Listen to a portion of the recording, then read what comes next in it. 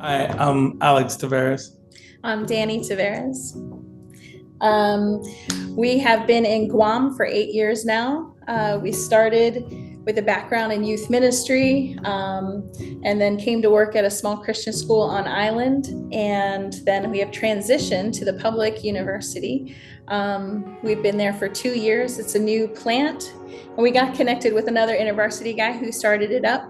And now we're excited to see the growth that's beginning on campus. In Guam, we've been with student campus ministry for 8 years. On the campus of University of Guam, it's been 2 years. 2 years with InterVarsity and 1 year volunteering the year before, as we were figuring out, is this the direction that God's going to bring us? One of the first challenges that we had was there was no religious movement at all on campus, and so we were being asked to help be part of and engage in so many different areas.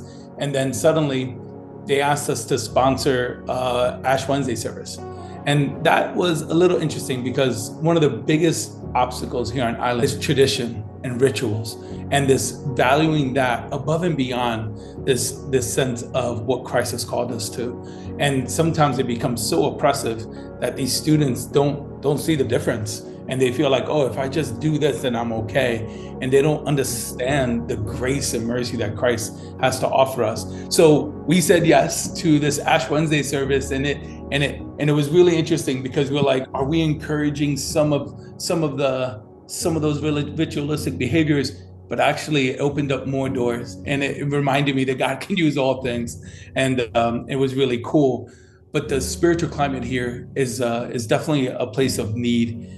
We need people who are willing to just shine light on some of those cultural values that sometimes trump biblical truth. And so if there's anything that we need people that are just willing that know God's word and are willing to stand and just walk alongside people, because we've been here for 8 years, and I can tell you it's maybe within the last year and a half where we feel like we're accepted and a part of the culture, but it's taken time. I had the opportunity this last year to mentor, disciple 2 young ladies.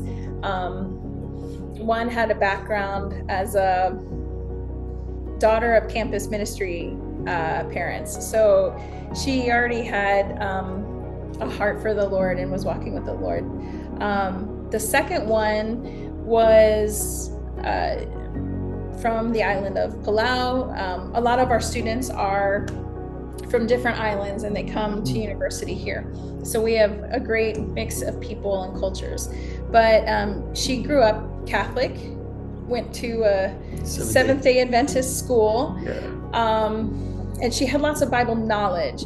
And in her own words, she would say that before I had knowledge, but I didn't have a relationship with Christ. And she was at a low point in her life when she saw a table in the field house and walked up and inquired about what we were. And for 2.5 hours, she talked to me, like for 2.5 hours. It was amazing, but yeah. It was neat. That connection broke down some walls. She came to a Bible study, very introverted, very shy, but it's so neat. She was just hungry for what the Lord had to offer her. And so she was already interested in the Bible, but she started to see it in another way. Like, it started to change her life. She started to lean into obeying little things from the Lord and praying regularly. And God was answering her prayers faster than I've seen anybody's prayers answered. But I felt like it was such a beautiful picture because she would have a question, she would journal, she would talk to the Lord, and she would say, what do you want me to do? Could you help me in this area?